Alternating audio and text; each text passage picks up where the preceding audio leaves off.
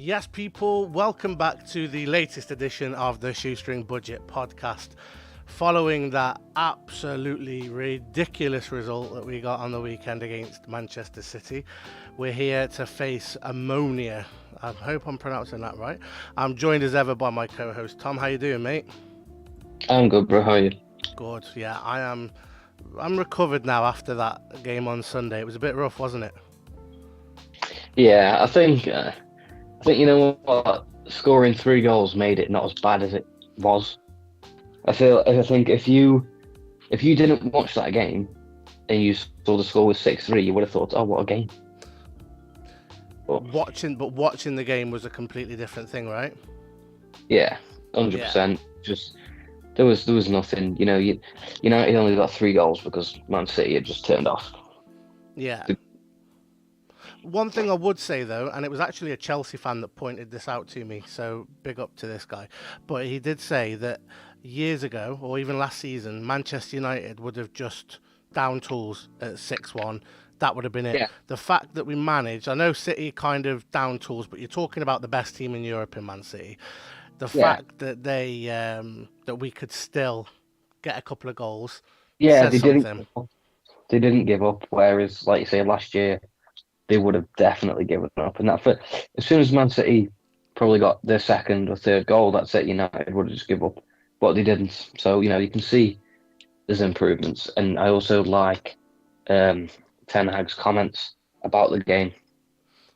He was super positive about it, which was really nice. Got Katie and Peter in the chat here. Thanks for watching, guys. Make sure you get your comments in. Make sure if you want to dispute any controversial views that we may have, or if you want to add your own view to it, just jump in the comment section and I'll keep checking it. But yeah, absolutely. I really liked what Ten Hag said after the game. He seemed, he was obviously angry and frustrated, but he knew that. And he said it again today in his presser. He knew that what Man City did, it taught us a lesson. It taught us where we need to be. Yeah. And, I've never seen a manager do that. Usually after a game like that, under Ollie, it would have been smiles and, oh, we go again next week. Or under Ralph, That's all it ever is, like, with other managers. But, like I say, that's what I like about him, because he came out and said, didn't he, you did gain great confidence from beating Arsenal and Liverpool. But Man City is just a completely different level, and now they've seen that there's still room to improve. So he basically said thanks for the lesson, to Pep, which he's a very humble guy. Do you think that there's more in this defeat, or do you think it's just a small blip in against a team that is massively better than us? No, I think it's a small blip, to be honest. Because not many teams are going to go out there and beat Man City. I didn't have high hopes of beating Man City. Like, I didn't predict we'd win, but I also didn't predict we'd get smashed that much. But if anything, I'm kind of glad that we did, because it still shows where we need to improve. The midfield wasn't on it that day, and I think because Scholes said something about the fullbacks not getting any support from the wingers. That's something I highlighted, certainly with Anthony and Rashford. I mean, Rashford, since I've ever seen him play, he never comes back and helps his fullbacks. No. And City really massively exploited it down the flanks there. Katie here has put Ten Hag cares so much passion. Totally agree. He's watching him today. Manager. He seems to be. I know he's only a couple of games in, but he seems to be the most honest and truthful manager we've had since Fergie, and he seems like he wants to do it for the club and not for himself. Yeah, I was talking earlier it was either with Peter or with Tio or even Craig. One of these guys said earlier that with Ten Hag, he makes it so difficult for the press to get any stories or to make any stories, because he just says it as it is. And even used a bit of fruity language in today's interview, which was just nice to see. Just the passion that he shows. I think he is, and I agree with you, exactly what you've just said. I think he is the greatest manager that we've had post Fergie, just because of the way he is as a person. I think he's going to bring changes to that club throughout.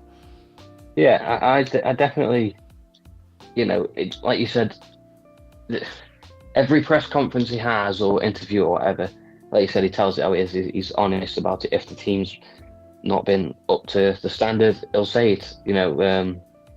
Doesn't like lie like these other managers. They'll make excuses like Klopp, for instance. And I do think Ten Hag will be that manager to take us back to the top. Not yet, not anytime soon, but in a couple of years' time, I think we will be fighting for the title, if not winning the title. Well, me and Dwight were a bit, what's the word? We jumped the gun a little bit on the last podcast we did together last week. I can't remember what day it was now, but we both said that we think Man United were going to beat Man City.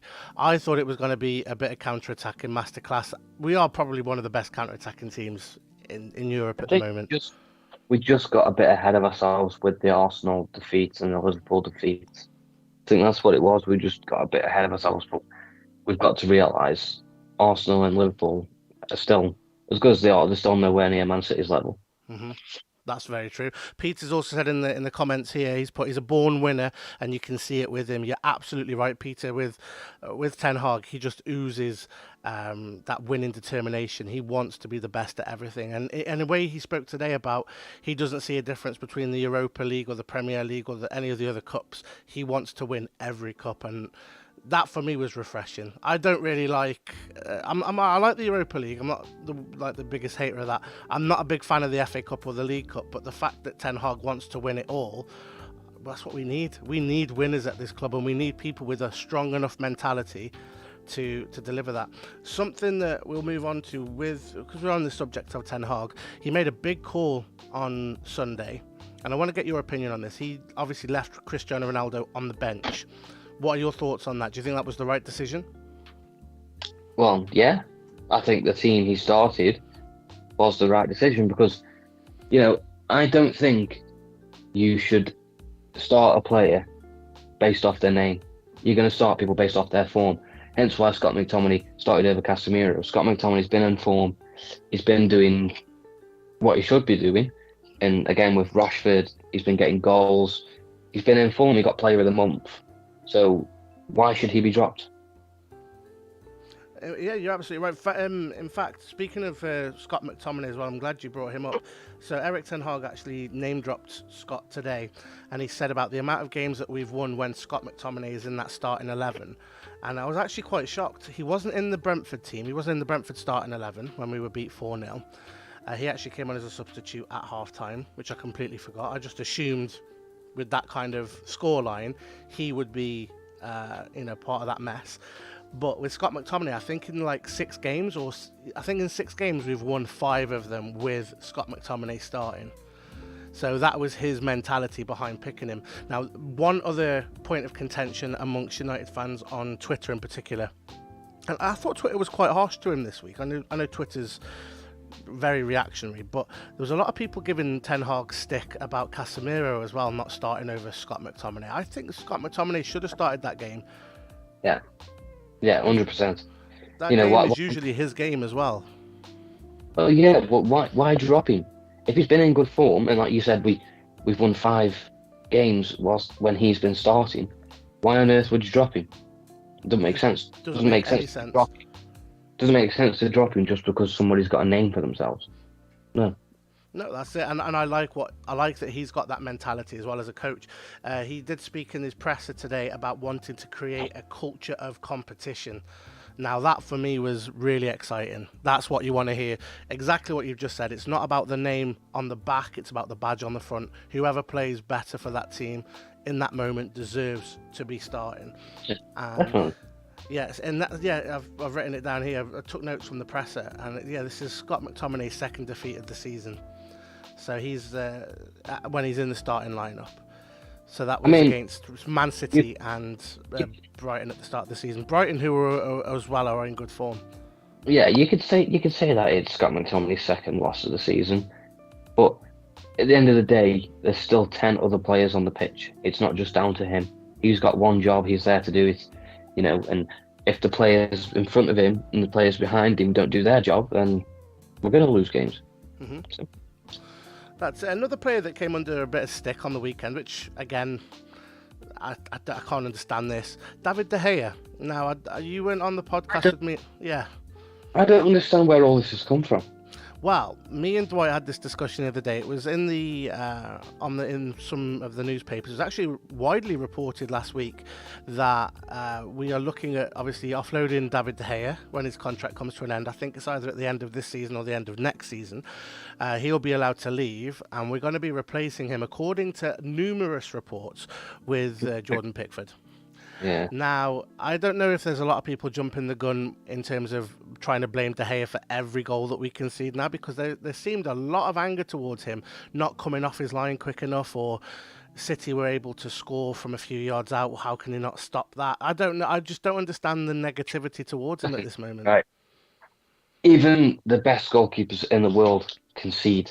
That's just football. Neuer concedes. When Neuer concedes, you don't see, people on Twitter saying, "Oh, get him out, get him out." I think what it is with De Gea, because over the years he's been so good for us, and he's been like one of the best keepers in the world. I'm not taking the piss there. He has, because now he's probably past his prime, if you want to say it, and he's making little mistakes here and there. People think, oh, he's terrible, but he's not, because he might make mistakes, but they're the only things that you pick out. You're not picking out the saves that he makes or anything like that. So I don't understand it. No, it's very odd. I was really shocked at that and surprised. I wanted to get your view on it. I always like to hear other people's opinions. Katie in the comments has also put, David De Gea has saved so many games for Manchester United in the last couple of seasons. Last season in particular, I mean, if it weren't for him, we could have been finishing sort of 10th, 12th. Also, we've got Peter in the comments has put, I don't fancy Pickford. He's not a good shot stopper. Totally agree. And I don't see him as much better with his feet than David De Gea. I was shocked at the Jordan Pickford thing, man. I did not see where that was coming from. Even age-wise, he's not a young, up-and-coming goalkeeper. He's sort of probably past his prime now. I don't know. I don't see the point in signing someone like that. Obviously, Dwight was very unhappy. You should definitely check that. I clipped that. It's on our YouTube channel. Just watch his reaction to it. It's fantastic. Now, we're going to move on to some of the other players. So these are some of the other players that Erik ten Hag was asked about in this Omonia preview. And they asked him about injuries. So we are without, obviously, Captain Harry Maguire, who has picked up a knock on England duty. I don't think that's going to be a massive loss. I know you aren't too bothered about that. One player I am very upset about losing was obviously Varane. We lost him on the weekend. He picked up a knock to his ankle. It looked quite a painful one, but not a long-term one. And Ten Hag did say he expects Varane back. He always get injured. This is the thing. Now, we have spoken about this many times, and everybody's spoken about it, to be honest. Varane is injury prone. We need to look at maybe another centre-back option, offload somebody. I don't know. What are your thoughts? He's a good defender. Don't get me wrong. He's an amazing defender, and that partnership that he's built with Martinez is stronger than we've had in years. But there's no point in relying on that one centre-back if the littlest of touches gets him injured and he's out for half the season, out for the rest of the season. Then you've got to have that backup. And I don't think Lindelof can be that backup. I'm wondering what's going to be like with Lindelof and Lissandro, because we only got to see that in the tail end or the second half, really, of the Man City game.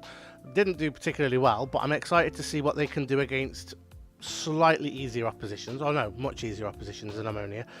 But I'm wondering what they're going to do like in the Premier League when they have to line up together. I'll be honest with you. I told you I have not a clue who this football team is.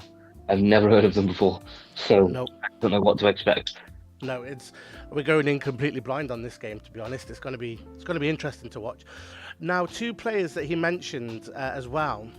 Aaron Wan-Bissaka is injured. I don't know how.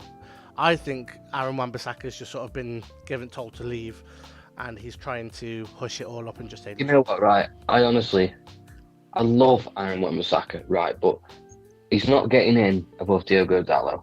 Mm-hmm. He's not starting any games for United anymore. He's not even coming on, and I love him. I think he's a great player, and I do think the best thing for him is to move on. Yeah, that's it.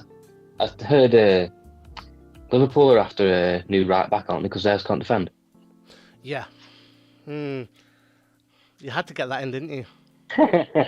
You've been waiting for this moment. You've been waiting for me to bring up Aaron Wan-Bissaka so you can jump in Yeah, on I'll this.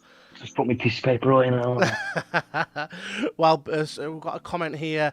It was an unlucky injury with Varane. It was an unlucky injury, this one. He put his foot out and the ball sort of smashed against his ankle. It fell in an Yeah, awkward position. I did see it, and it did look a bit rough. Yeah, this one was unlucky. This was just one of those freak accidents.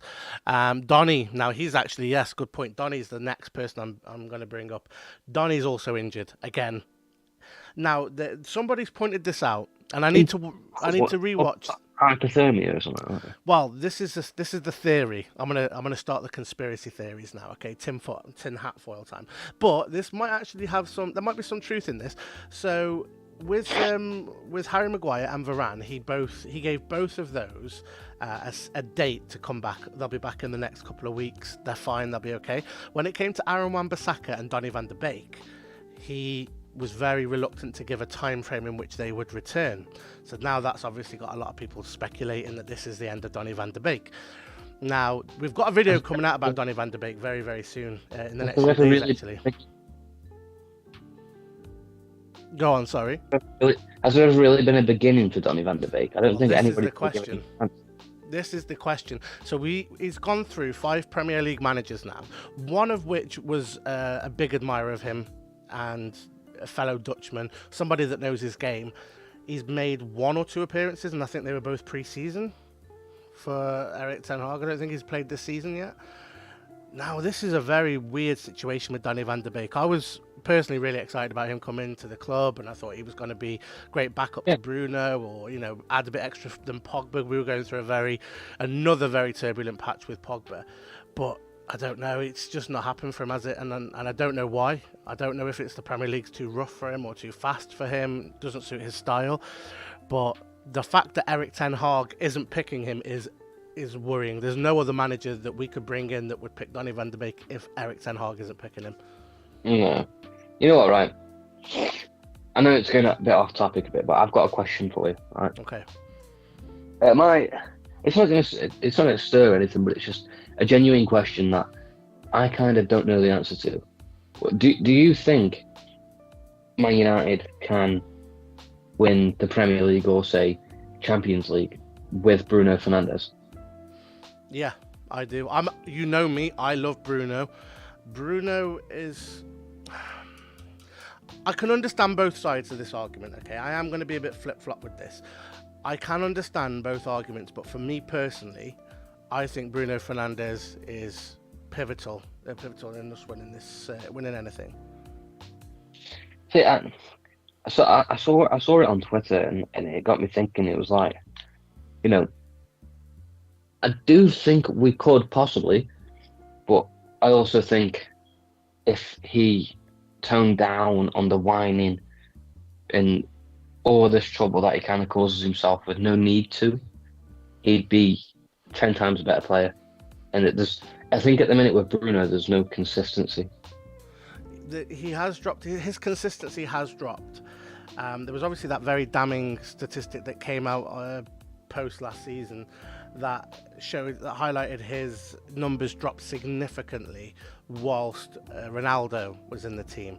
Now, this season, I think we've seen a little bit better. We haven't seen the first season Bruno that we had, the first 2 season Bruno, where he was getting all the assists and all the goals. We're not there yet, but I think we're definitely on the up with Bruno. But I don't know. There's a really good interview that you should watch. He did an interview with The Athletic, and they highlighted his whining and his moaning, etc. And he actually had some very good responses to that. I think me and Dwight did a reaction video to it afterwards. We spoke about it. Definitely check it out. It's on YouTube. I might put a link in the description after this video. It's on The Athletic's YouTube page. Really, really good. 2-parter. I've got a comment here. Bruno is quality. I love his attitude. Such a risk taker, and I like that type of player. I'm exactly the same as you.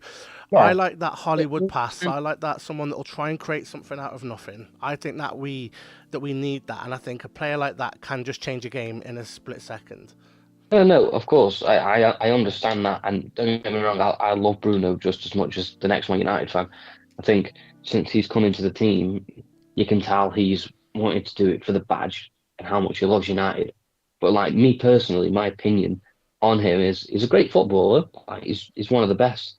But I don't know. It might just be me. It could be other people. I just don't like the whining. That's it. I don't know. If you don't like the whining, watch this particular interview. Like I say, it is highlighted, and it's actually probably like a 10-minute section where he discusses. He brings all that up. It's definitely worth a watch. To be fair, it probably just isn't Bruno for me. I don't like it really at all in football. I think it just get on with it. You know what I mean? But I think I see it more with Bruno because obviously I'm a Man United fan and I just watch Man United games. So I don't know. I'm more passionate about it, I guess. Yeah, I get that. I get that. You want your players to not do the things that you hate. I get that. That's normal. That's reasonable. But yeah, for me, Bruno is priority in us on any charge, really. To be honest. Yeah. And yeah, exactly like it says in the comments here, I think it's just a massive desire to win. And again, it is that passion, it's that frustration. He spoke about, I can't remember it too well, it was a week ago or so, but he did say something like with Marcus Rashford. Marcus Rashford scored this really good goal, but he did have a chance to feed in Mason Greenwood for a tap-in. But instead of feeding in Mason Greenwood, Rashford went for it himself. And then after the celebrations, he hooked Rashford off and said, listen, great goal, but next time you pass to Greenwood. Don't care about individual glory, you pass that ball. And I just think that this whining and this, the way he's almost performative with it, I think that is part of the passion. And I think you're absolutely right there in the comments that it is down to his passion. Now, moving on to tomorrow's game, obviously this team that we don't really know much about, I think they're sat fourth from what I did some research earlier. I think they're sat fourth in their division in Cyprus. So not really somebody that I'm worried about in that sense. If they're fourth place in their division, I don't know how much of a threat they're going to be. Any team can be a threat, obviously, on these games because let's be honest, this is their World Cup final. This is their biggest ever potential scalp. They're managed by, I think it was Neil Lennon, the former Celtic manager. Yeah, he manages them. That shocked me. I read that earlier as well. I was a bit taken back by that. But yeah, I think that's going to be an interesting one. The thing is, like I say, I don't know enough about them to say if I think they're going to be a threat or a massive threat. If anything, it's up to Manchester United to play and to show what they can do. You know what, right? Tomorrow, if we win, it's a bonus, right? But for me, if we lose, but we put on a performance, we show that we've got the heart to do it, and we play some great football. It's not, for me personally, it's not such a bad loss because it shows the improvements that United have made. But obviously, I want to win. A win would be even better because I want to win the Europa League. But like, do you get where I'm coming from? It's like if we play good football and we show that we can do it, then I get what you mean, but if you look at our games that we've played against Sheriff was a good example. I didn't think we played particularly well in that Sheriff game, and I think this is where we need to start to see patterns of play. We need to see desire. We need to see energy and intensity in these kind of games where you can really show that. I don't want to see a scared Man United anymore that we're starting to see again. That's what I mean. It's like, if I watch Man United and say they win 1-0, it was a lucky goal or whatever, or it was just a normal goal, but they played terrible the whole game, I'm not happy. Mm-hmm. I want to see them perform. When I watch teams like Man City on the TV, I'm entertained every time. And that's what I want to be like watching Man United. I want to watch that Man United team again. I want to watch the football. I want them to entertain me and not just sit there. I'm getting distracted. I'm getting on my phone you know what I mean. Like, it's just. I want to see Do them you think this is this team of players that Erik ten Hag has? Do you think they're capable in the way he wants to play and in the style he wants to play? Do you think they are capable of playing entertaining football? I think they can be. They've shown it already. But I don't know. I feel like, I don't know who it could be, but I feel like we're maybe missing one more player that can really glue it all together. because they have shown that we can play good football. You know, they got Sancho's goal against Liverpool. It was great football. It was entertaining. You know, and even in the Arsenal game, we didn't play the best, but the way we worked up to the goals, it was entertaining. I think when we play a counter-attacking style, it's more entertaining because you get the quick zipping passes and then all of a sudden the ball goes through. Got a couple of comments just to quickly catch up on. So will Ten Hag rest Eriksen? Now, I think he needs a rest in this game, personally. I think he's been fantastic. But after seeing his display against Man City, I think give that man a break. And not only that, he's played every game so far this season with a pacemaker, plus internationals. You don't want to burn him out too soon. That's my opinion. What do you think? I completely agree with you. Yeah. Give him a rest. Chuck Fred on, or whoever. You know, go back to Fred and McTominay for a game. McFred. I think Casemiro might start this one. I think Casemiro, Fred, midfield would be nice. I think Casemiro and Ronaldo will start tomorrow. Mm-hmm. And I'm hoping we see something from Ronaldo. I'm so sad on the guy. I feel like I got a lot of grief for people saying I'm hating on him. You know what it is? It hurts obviously to say it, but Ronaldo, though, his football career is coming to an end. And you can see it because he didn't even perform for his national side. You know, and you can see it every time he gets on the ball. He's just slow. He doesn't know what to do anymore. It's the end of an era. It's coming to an end. And it's sad to watch. I'm totally with you on that. I cry. And we've got here, evening here to Disguised Red Panda. Thank you for joining the stream. I've got a couple more comments to catch up on. It's quite busy in the comments. That's nice. Keep it coming, guys. It's really helpful for the show.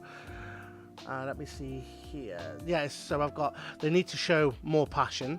We've also got another comment that says we should 100% be dictating the play in this match and dominating the midfield. I totally agree. This is where I'm always cautious with Man United. These games that are the easier games to play are the games that we switch off big time against. Yeah, because we go in and thinking, we go in and with such high confidence that, you know, they think, oh, it's going to be a walk in the park. But then these teams come out and show you that they're not here to mess about. You know, and when they hit you, United haven't got a clue what to do. They're like, where's this come from? You know, when they get shut down. So they need to, no matter who it is, it could be Man United's first team against, you know, Stoke's under 12s. Still, passion. Show that you wanted them. I think it's going to take time. I think we need some new players, and I think we need some more recruits. Whether Ten Hag gets the recruits that he needs is another question. You know what, right? It won't happen, but I want to see Dubravka play tomorrow. A lot of people have said that, yeah. A lot of people have said that. I've seen that quite a few times. So why sign him if you're not going to play him? These are the kinds of games where you should be resting De Gea and letting him have a go here. I've just got a couple more shout outs here. Can see it being Casemiro, Fred and Fernandes in midfield. Yeah, I think Casemiro, Fred. I'd like Bruno in there. We need Bruno. We need someone creative. Got no Donny. What's ever happened to Donny? I don't know, but we need that creative outlet. And also a shout out to Tio. Thanks for joining the stream, Tio. It's great to have you here. And make sure you chuck anything out. We've got another one here. We need to put 6 behind them. I absolutely agree. We need to put 6 past them. I want 8 past them, but yeah, I like that, Tio. Thank you. I just want to witness a United game like the Southampton one. That was. Was it 9-1 it finished? Or 9-0? 9-0, wasn't it? Yeah. 9-0, yeah. That's what I want to see. If we can do that against Southampton, we can definitely do it against these boys. Absolutely. Yeah, who are these? I like this last bit as well of the comment. We conceded 6 and we should respond with 6. That is elite mentality. I love that. Ten Hag will probably be drilling that into the boys. Yeah, that's a goat tier comment. Thank you for that. Yeah, I like that. It's going to be a great one, though. I'm hoping we just see some passion and we see a reaction. Bruno spoke about it in the presser today. You know, he says, we let Manchester United down, blah, blah, blah. Yeah, you did. We want to see a reaction now. We want to see you actually put in a performance. All of you, not just Bruno. That's aimed at everybody. We shouldn't... The thing is with that Man City game, and Erik ten Hag picked up on it, we were scared. I don't want to see Manchester United scared, ever. We shouldn't be scared. I mean, let's be honest. Who isn't scared of Haaland at the minute? The guy's unstoppable. Yeah, I get that. But when you're coming in on such a rich vein of form as well, you've got Lisandro Martinez and Varane should be coping better, and they weren't even fully to blame. The midfield didn't help out a lot. There was a lot of goals that were highlighted where McTominay and Ericsson didn't come back to help. Obviously, the fullbacks were exposed because Anthony and Rashford didn't drop back. And when we went forward, I mean, Jadon Sancho looked like a rabbit in the headlights. He just didn't know what he was doing. I feel like if we were at home, it would have been a different game. With the United fans behind him. Yeah, because I feel like when you've been out and you've played international games, when you come back from that international break, you want to be at home. That's where you want to play your first game back. Yeah. And I do think as well, obviously, the international break did play a small hand in that. Not that that's an excuse. We shouldn't be looking at that as an excuse. No, but that not does making play into excuses. There was a lot of things that went against us in that game in terms of like the build-up to it. So the fact that we pulled it back to a slightly more respectable score of 6-3, not obviously what we want, but it's slightly more respectable than 6-1. I do think it shows improvements from last season, and I think it shows a bit of determination. I'm so glad Martial is back. We need to keep that man fit at all costs. At all costs. He is our saviour. Yeah, I think so too. If we can keep him fit, I think we can go places. Certainly in the Europa League, I think that is going to be a competition for us. He came on with 20 minutes left and scored 2. And the penalty in particular was so cool. Like under that much pressure, you got everyone. You feel the negativity in the crowd and amongst your other players, and yeah, to bury it in the top corner like you did. What are your predictions on the score? What are your predictions? You go first. For tomorrow night? Yeah. 6-0. You're going to go with a 6-0. You're going with Tio, yeah? No. I'll Show some faith, boy. Come on. You know what, right? Because I've never seen this other team, I'm sticking with 6-0. You're going to stick with 6-0? I'm sticking with 6. Do you know what, Tio? I'm going to do this for you. I'm going to get clipped and abused for this one day. When we lose tomorrow, I'll get abused for this. When we lose tomorrow 6-0, right, it's his fault. Yeah, this is your fault, Tio. I'm going to go with a 6-0. Let's hammer these guys. Oh, I'm dreading this now. We've cursed. We've jinxed it. We've got comments here. 5-1. Yeah, 5-1's a good one. 3-1. So no one's keeping a clean sheet other than us two. We've said clean sheet. Let us know as well in the comments if you think Dubravka or De Gea should start tomorrow. Let me know your thoughts there. So, I'm going to move on to some transfer news because I don't know enough to talk about this Omonia just yet. We'll probably do a review after the game. Where I always usually do the player ratings as well, and we'll definitely continue to do that straight after the game tomorrow. But some transfer news that I heard today, read today, that the Benjamin Šeško, the guy that we were meant to be signing, and he went to RB Leipzig. Yeah. Now there is talk that a lot of big teams in Europe are trying to hijack this deal. So what they would do is pay RB Leipzig 40, 50, 60 million, so they make a profit before he's even kicked a ball at RB Leipzig. Now, I don't know how legal this is, but this is in a lot of papers today. Now, that would be interesting. We need a player like him. What are your thoughts? Would you go with someone like Benjamin Šeško, or would you prefer a Cody Gakpo or a Victor Osimhen? What are your thoughts there? I don't honestly think United are going to give Ten Hag the budget to even go for a player like that. But if I was to pick, it seems like all the talk has been around Šeško, so I'd probably stick with him. But it's one of them. I don't think he's going to get the budget. This is the thing. Well, there's a lot of obviously talk as well that it came out. I think it was yesterday or the day before it came out that there was I think it was £700 million for 30% stake in Manchester United. That was the reported thing. The Glazers are looking at selling 30% of their shares for that fee. Now, where that money ends up, guaranteed to be in the Glazers' back pocket. Manchester United probably wouldn't see any of that. But it shows that there's definitely movement amongst the Glazers now. Whether they're losing money, whether they're skint, whether they need to raise money for their NFL team. Obviously, there's a lot of there's floods and hurricanes going on in Florida at the minute, and places like that. So Tampa Bay and things like that are getting affected as well. So hopefully, we're starting to see the beginning of the end for these guys. Hopefully, this is the time when they will start to sell up slowly but surely. We've got a couple more comments to catch up on, just to backtrack slightly. I'd go for Dubravka to start, but I don't think he will. Yeah, we're the same. We've both said that we'd like Dubravka to start, but I just think he likes De Gea too much. Yeah. I don't know, man. Do you not think that shows a lack of faith as well in your other goalkeepers? If you're in games like this that are, I'm going to say easier, they are easier than anything in the Premier League, why aren't you playing players that can deal with that? You know what it seems like to me? It seems like these signings weren't Ten Hag signings. Which ones would you say? Most of Casemiro, for a start. I agree with Casemiro, yeah. 100%. I feel like the Dubravka one possibly wasn't a Ten Hag signing, because why would he know who Dubravka is? You know, he's not. I don't know. I just feel like something's gone on somewhere to the point where Ten Hag's not had as much as a say as he should in these transfers.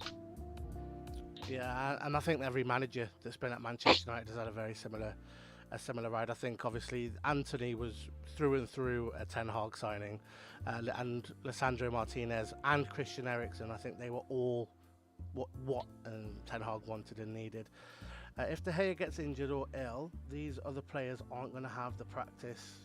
Dubravka should play tomorrow, so I think everyone in the comments is saying Dubravka to start tomorrow. Hopefully, not going to. He's not going to. Hopefully we can see it, you know. But as based on past Europa League games, it's going to be De Gea. But to end tonight, I just want to quickly say two things. One, thank you to every single person that's been in the comments tonight. You've made this a really enjoyable experience. It's been nice. Yeah, it's been a lot better tonight. It's been the most active it's been. Yeah, and it's really nice. So please make sure that you share and get us out there, and we'd love to get people in to talk with. And at the end of the day, this is for fans. We're fans. We're nobodies. We're fans. Anybody at all. Well, literally anybody. If you want to come on, then just drop us a message on Twitter. We'll get you on. That's it, Peter. We're looking at you there. I'm getting you on. Okay, you've always been really supportive of the channel. I'm getting you on one day. But yeah, just thank you to everyone in the comments. It's been great. The last thing I want to end it on is the joke transfer of the day. Now this made me howl. Marcus Rashford to Arsenal. Oh mate, don't even. Tweeted today. Absolutely. Mwah. Whoever wrote that deserves a medal. Journalistic genius. It's not. We shouldn't laugh though, because on my FIFA career mode, Marcus Rashford has signed for Arsenal. Oh, that's it then. That's where he's got it from. Do you reckon some of these reporters literally just play FIFA and then they're like, oh, who plays for who? And then they're like, oh yeah, this is where they're going. They probably have the transfer negotiations on loose. Yeah. Oh, just so funny. I just love it. The one that got me today on FIFA was Guendouzi, the former Arsenal midfielder. Tore me apart at Real Madrid. He's Real Madrid captain on mine. Don't know how, but he battered me as well. So there we are. Peter's here. Wouldn't be able to have me on with all my noisy kids in the house. Don't worry, it's fine. We're getting you on. No excuses. But thank you to everyone. Thank you again, Tom, for joining me tonight. It's been great. It's been nice talking to you. And hopefully we'll see that 6-0 for Tio. Tio, if we win 6-0, you've got to come on here and you've got to talk about the lottery as well. Okay, you've got to give us your lottery predictions. Yeah, I was going to say with Euro Millions, we just need to get on that. Well, thank you very much, everybody. Have a great night. Glazers out. Let's do this.